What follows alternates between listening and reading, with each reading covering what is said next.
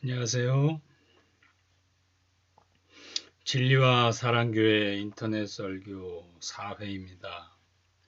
오늘 전할 말씀의 제목은 타이틀은 거짓의 아비 사탄입니다.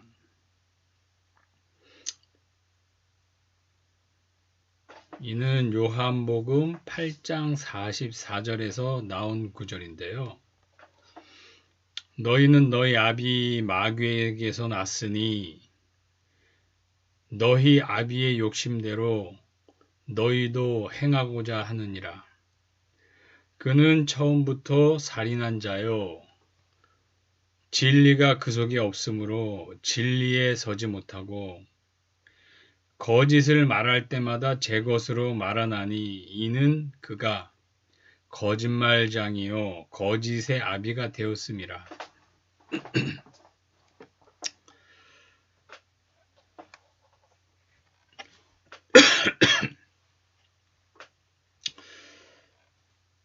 즉 거짓은 하나님으로부터 오는 것이 아니라 주로 악한 존재 사탄을 통해서 온다는 것을 알 수 있습니다. 거짓이란 것이 바로 진리에 있지 못하고 그 거짓을 자기의 것으로 말하는 존재가 바로 사탄이고 그가 거짓의 아비이고 그가 거짓말장이가 되는 것입니다. 오늘 주제 선구를 이렇게 정하게 된 계기는 요즘 세상 돌아가는 상황을 보고 이 말씀을 이 주제를 가지고 전해야겠다는 마음에 감동이 있었습니다. 사실 이러한 주제로 설교를 한다는 것은 즉 요즘의 이러한 상황들이 제 마음을 무척 착잡하게 만들고 있습니다. 뭐 요즘 TV나 매체를 보시는 분들은 뭐 상황은 조금씩 다를지 몰라도 기분 좋은 마음으로 즐겁게 뉴스를 보지는 못할 것입니다. 그래도 목회자라면 이러한 설교를 해야 한다고 믿기 때문에 이런 주제를 잡고 말씀을 전하게 되었습니다. 스위스에서 태어나 독일에서 활동했던 신학자 칼 바르트는 한 손엔 성경을 그리고 한 손엔 신문을 이라고 말했습니다.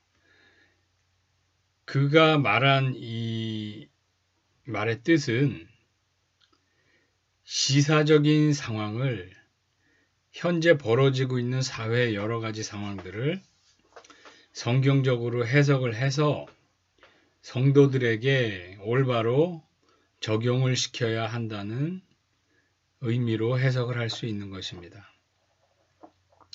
저는 그래서 최근의 상황에 대해서 크리스찬이라면 이러한 상황들을 어떻게 성경적으로 해석하고 받아들여야 하는가에 대해서 그렇다고 제가 예수님이 아니니까 제 말이 100% 맞진 않을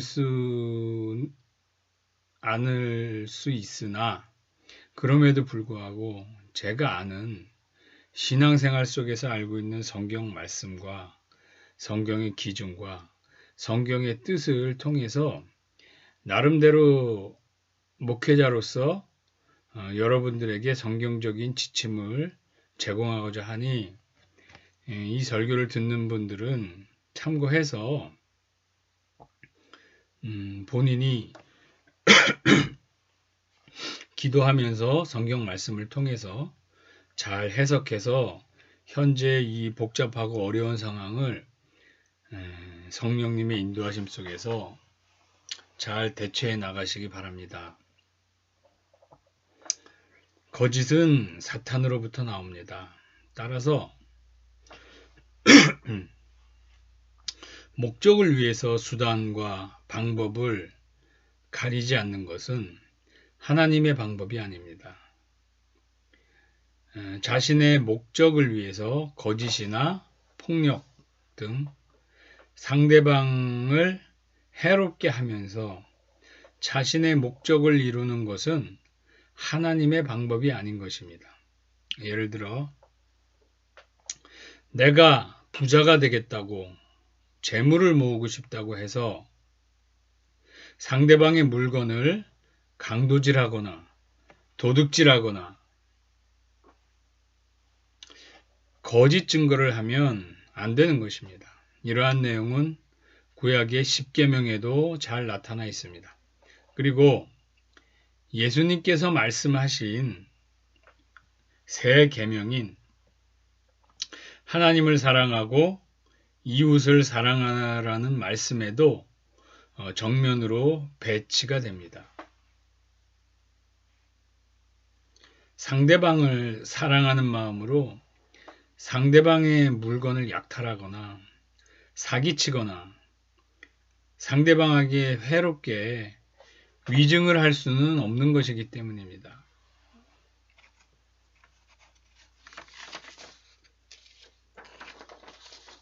그러므로 자신의 어떠한 유익을 위해서 그것이 정치적 유익이든 경제적 이득이든 사회적 명예를 위해서든 상대방과의 관계에 있어서 거짓된 방법, 거짓말, 거짓을 사용하면 안 되는 것입니다. 이것은 하나님께서 인정하시는 합당한 방법이 아니기 때문입니다.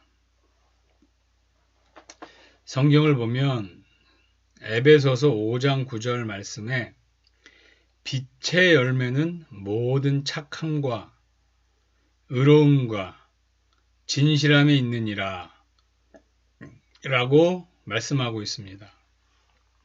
즉 빛의 열매, 성령님의 열매, 올바른 크리스찬을 통해서 나타나야 하는 열매는 착해야 하고 의로워야 하고 즉 악하지 말아야 하고 진실해야 하는 것입니다. 즉 거짓을 사용하면 안 되는 것입니다.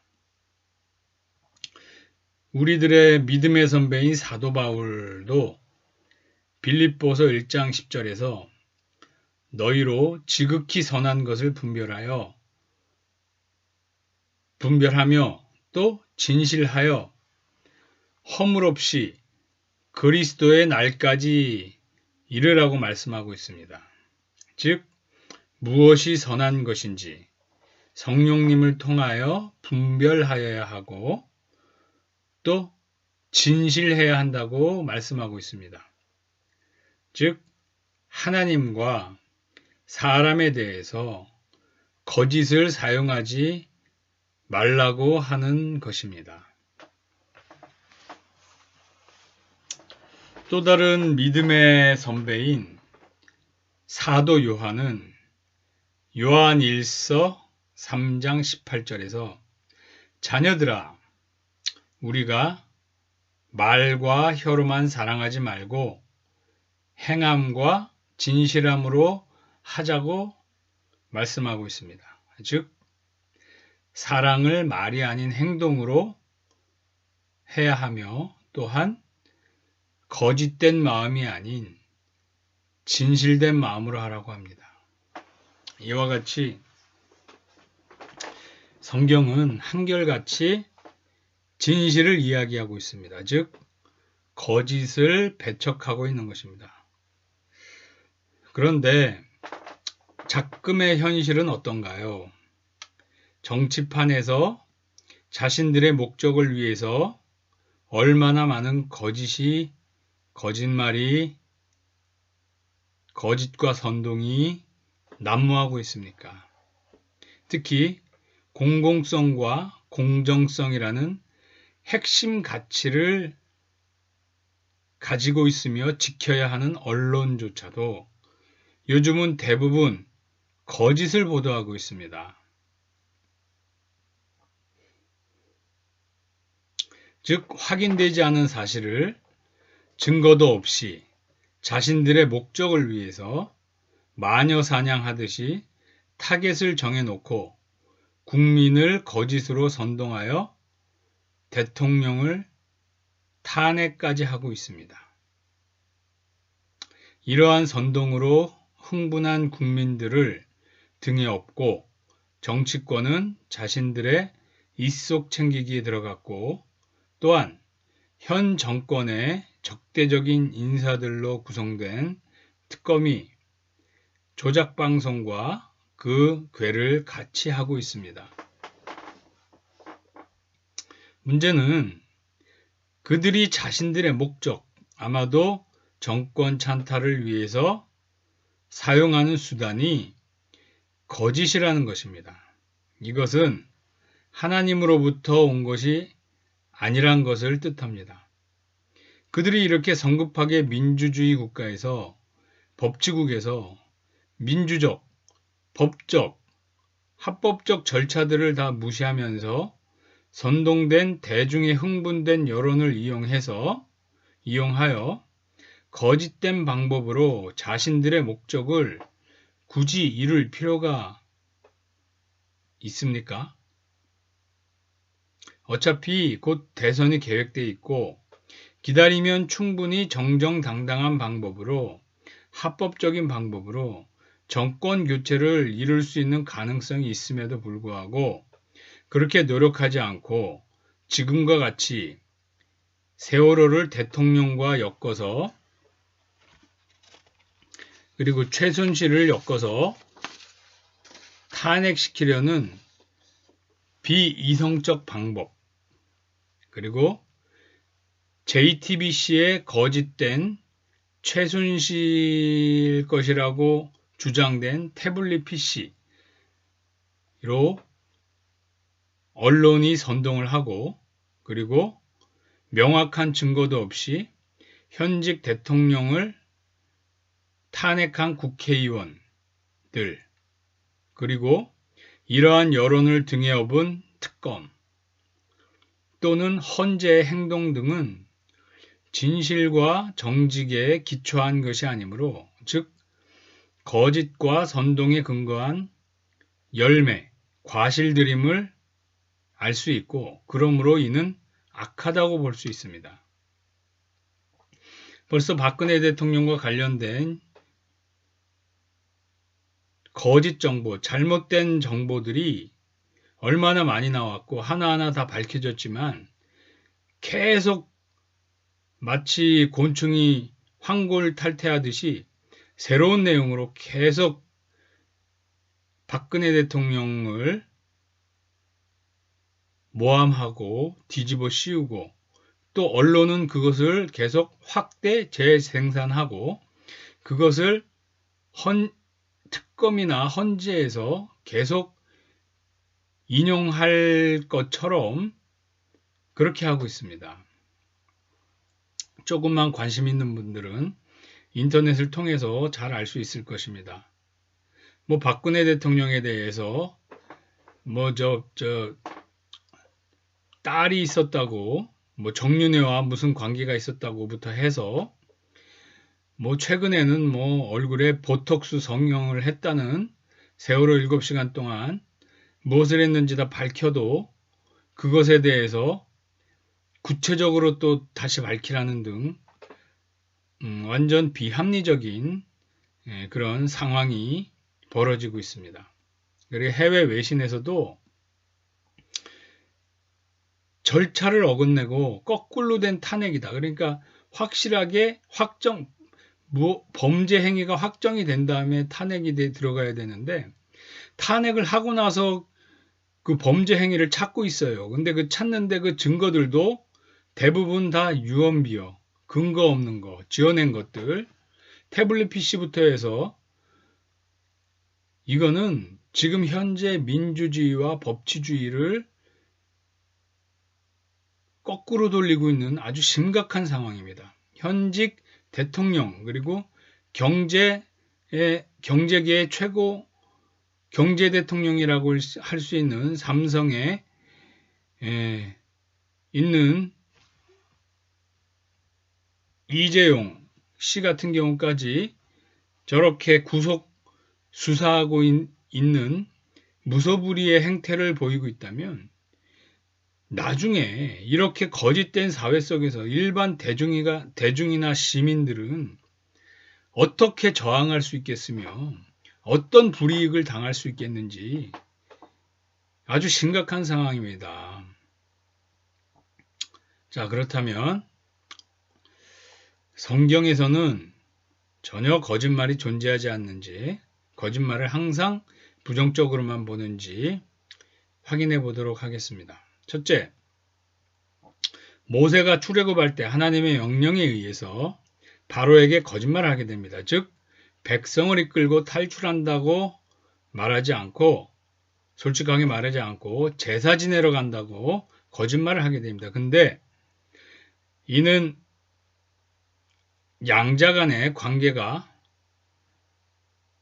끝나는 상황이었고 결국 전쟁의 상황에까지 이르게 되는 상황에서 이런 거짓말을 하게 된 것이고, 또한 하나님의 허락을 득하고 하나님께서 그렇게 하라고 시키셔서 하게 된 거짓말이었습니다. 모세와 이스라엘 백성의 탈출을 바로가 뒤늦게 알고 홍해 앞까지 추격하다가 홍해에서 모두 수장이 됩니다. 즉 이스라엘 백성들은 독립의 상황이었고 그것을 막고자 하는 이집트와 그 바로는 그것을 막기 위해서 내전 내지는 전쟁의 상황이 벌어졌던 겁니다. 관계의 단절의 상황에서 전쟁의 상태에서 하나님의 허락하에 거짓말이 사용됐던 것입니다. 그리고 두 번째는 출애굽 후 여리고성을 정탐할 때 기생 라합이 정탐꾼을 숨겨두고 추적자들을 속이기 위해서 거짓말을 하게 됩니다. 이 상황도 서로 간의 전쟁의 상황 속에서 거짓말이 사용되고 있는 것입니다. 즉 서로 간의 생사를 건 전투에서는 거짓말이 사용되고 있으나 그에 대해서 성경은 도덕적 책망을 하지 않고 있습니다. 즉 거짓말이 사용될 때는 전시의 상황이라고 우리가 이해할 수 있는 것입니다. 따라서 이러한 전시 상황이 아닐 때는 성경에서는 거짓말을 긍정적으로 보고 있지 않습니다. 거짓의 아비는 사탄이라고 얘기했듯이, 따라서 현재 대한민국에서 일어나는 상황을 해석함에 있어서 이러한 성경적 내용을 적용한다면 대통령 하야 또는 탄핵을 기획하고 실행한 세력들은 같은 대한민국의 국민들, 그리고 그들과 이념과 생각이 다른 국민들을 향해 선전포고, 즉 전쟁을 시작했다고 해석할 수 있는 것입니다. 왜? 전쟁의 상황이 아니라면 이렇게 거짓말을 사용할 수가 없는 것이기 때문입니다. 선의가 아닌 악의를 가지고, 즉 거짓과 선동이라는 방법을 가지고 자신들의 목적을 이루려고 한 것이기 때문에 그들과 다른 생각을 가지고 민주주의와 법치주의, 자본주의를 선호하는 사람들을 대상으로 전쟁을 벌였다고 해석해야 하는 것이 타당합니다. 그렇다면 탄핵을 유도하고 시작한 세력에 반대하는 국민들도 그들과 똑같이 거짓을 사용해도 되는 것일까요? 좀 전에 인용한 구약의 두 사건을 신약에서 그대로 사용 가능한지는 좀 더 고려할 여지가 있습니다. 왜냐하면 신약에선 예수님께서 원수를 사랑하라고 하셨고, 또한 악한 자를 대적하지 말라, 누구든지 내 오른뺨을 치거든 왼편도 돌려내라고 하셨기 때문입니다. 따라서 크리스찬은 원수가 악하다 하여 똑같이 악하게 대응해야 하는지에 대해서는 좀 더 성경적으로 숙고를 해야 되는데 성경에서는 그렇게 하기를 원하지 않습니다. 선으로 악을 이기라고도 말씀하고 있고 또 원수를 사랑하라고도 하고 있기 때문에 그렇다면 원수를 사랑하는 방법 어떻게 대해야 되는가를 한번 고린도전서 13장을 통해서 확인해 보도록 하겠습니다. 고린도전서 13장을 보면 쭉 사랑장으로 유명한데 뭐 사랑은 오래 참고 시기하지 아니하고 무례히 행치 아니하고 쭉 얘기가 있습니다. 이러한 것들을 적용했을 때 우리는 그들의 영혼을 위해서 원수지만 또 원수를 위해서 기도하라고 하셨으니까 예수님께서도 그들의 영혼을 위해서 영혼 구원을 위해서 안타까운 마음으로 계속 기도를 해야 합니다. 그리고 고린도전서 13장에서 말씀하고 있듯이 오래 참고 온유하게 대하면서 악한 것을 생각하지 않으며 그들을 위해서 계속 기도해야 됩니다. 그렇지만 기도만 해야 되는가? 그렇지는 않습니다. 왜냐하면 13장에 고린도전서 13장에 사랑은 불의를 기뻐하지 아니하며 진리와 함께 기뻐하기 때문이라고 얘기하고 있습니다. 따라서 원수의 악함을 기뻐하거나 동조해서는 안 되고 진리와 함께 기뻐하게 되기 때문에 진실을 밝히고 거짓 선동의 피해 확산을 막을 필요가 있는 것입니다. 그러나 그러한 행위는 정당하고 선한 방법, 합법적이어야 한다는 것이죠. 그러나 여기서 한 가지 간과한 것이 있는데 이 고린도전서 13장은 사람과 사람과의 관계, 즉 대인관계에 있어서의 사랑을 이야기하고 있는 것입니다. 즉 개인적인 이웃사랑을 어떻게 해야 되는지를 설명해 주고 있는 것이죠. 따라서 국가 간의 전쟁이나 내란의 경우 이러한 방법적 접근을 똑같이 적용하기는 무리가 있습니다. 다만 심리적으로는 그 원수에 대해서 이러한 고린도전서 13장에서 말하는 사랑의 방법으로 대하되 방법론에서는 차이가 발생합니다. 왜냐하면 구약에서도 나라를 지키기 위한 전쟁이 합법적이었고 신약에 와서도 그러한 것을 반대하고 있는 내용이 없습니다. 디모데전서 2장 1절에서 2절을 보면 그러므로 내가 첫째로 권하노니 모든 사람을 위하여 간구와 기도와 도고와 감사를 하되 임금들과 높은 지위에 있는 모든 사람을 위하여 하라. 이는 우리가 모든 경건과 단정함으로 고요하고 평안한 생활을 하려 함이라 라고 말씀하고 있습니다. 즉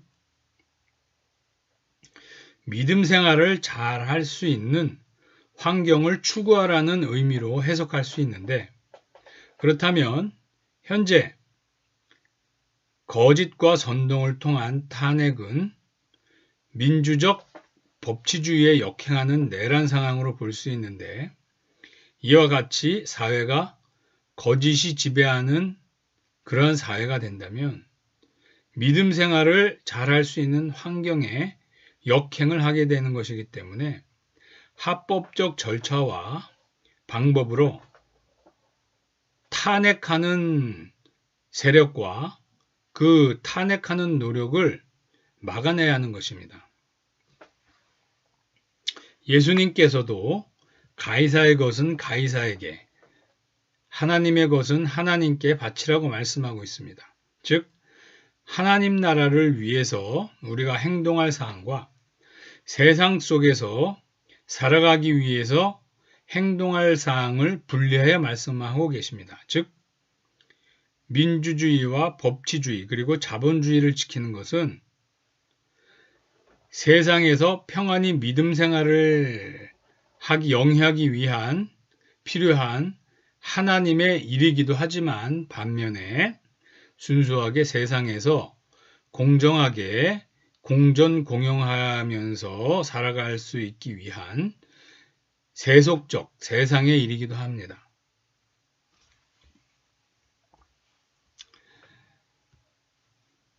결론적으로 현 시국을 바라본다면 과거에 우리가 겪었던 한국동란, 6.25 전쟁과 매우 비슷한 양상을 보이고 있습니다. 악한 세력이 악한 방법으로 동족상잔을 벌였듯이 이번에도 거짓과 선동이라는 악한 수단과 방법으로 민주주의와 법치주의, 자본주의를 공격하고 있습니다. 그래서 저는 이러한 상황을 영적 6.25 전쟁이라고 생각하고 있습니다. 여기서 이기기 위해서 우리는 두 가지 측면에서 접근을 해야 될 것입니다. 아까도 얘기했듯이 하나님의 방법, 하나님의 측면과 세속적인 방법, 세속적인 측면에서 그러니까 영적인 측면과 세속적인 측면 양쪽에서 같이 접근을 해야 됩니다.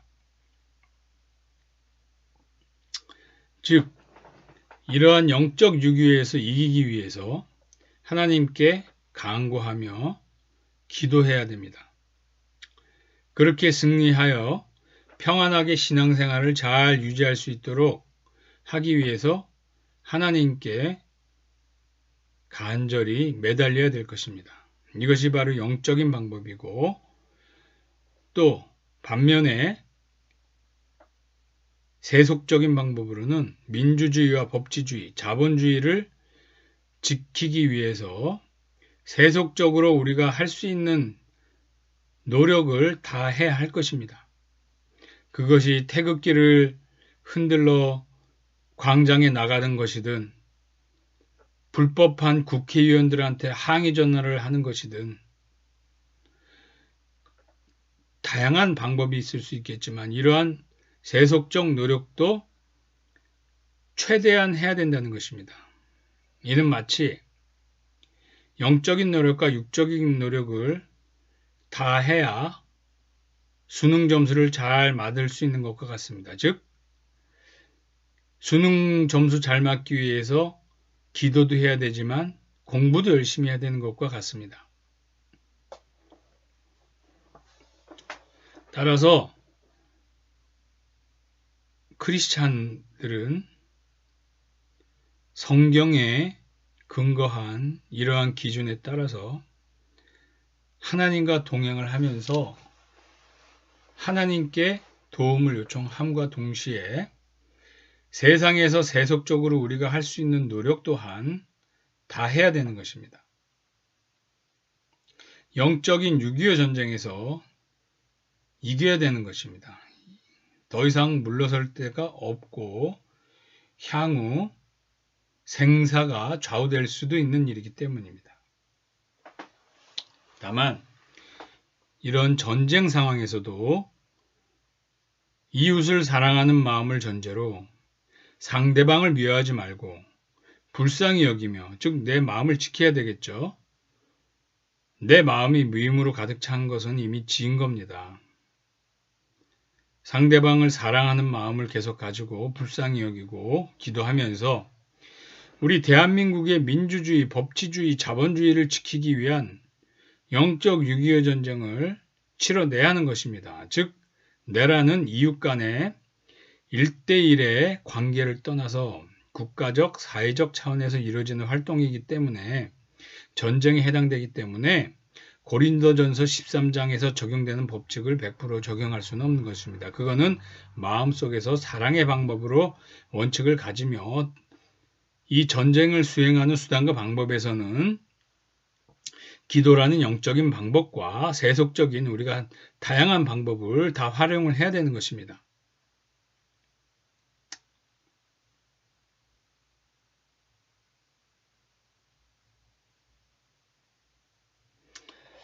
정리해서 얘기하자면 개인적인 사랑의 법칙을 그대로 적용하는 것은 무리고 전쟁의 원칙에 준해서 우리는 우리 나라와 사회를 지키기 위해서 최선을 다해야 합니다. 즉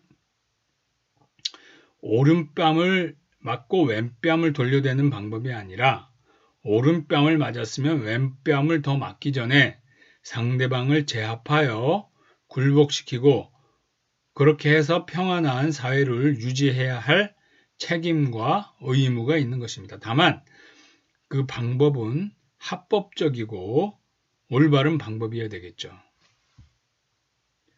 원수가 거짓을 사용한다고 해서 똑같이 악해지면 안 될 것입니다.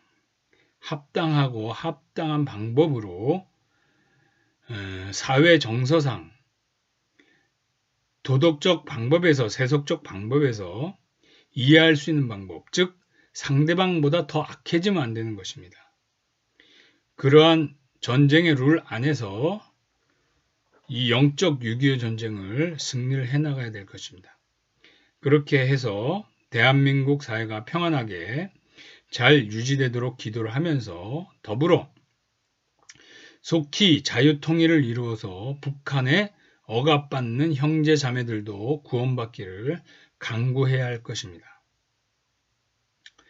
현재 발생하고 일어나고 있는 이런 영적 6.25 전쟁을 긴장을 풀지 말고 낙관만 하면서 나몰라라 해서는 안 될 것이고 기도와 또 현실적인 대응 방법을 최선의 노력을 다해서 행해야 할 것입니다. 그렇게 이 대한민국의 영적 6.25 전쟁의 승리를 얻어야 후손들도 마음 놓고 신앙생활을 하면서 민주주의, 법치주의, 자본주의의 좋은 과실들과 열매들을 향유하면서 예수님을 잘 믿고 구원받을 수 있을 것입니다. 하루속히 통일이 돼서 전국 방방곡곡에 예수님의 하나님의 성령님의 교회가 십자가가 달린 교회가 많은 영혼들을 구원하게 되기를 바라며 말씀을 마치고자 합니다. 시청해 주셔서 감사합니다. 평안하십시오. 샬롬.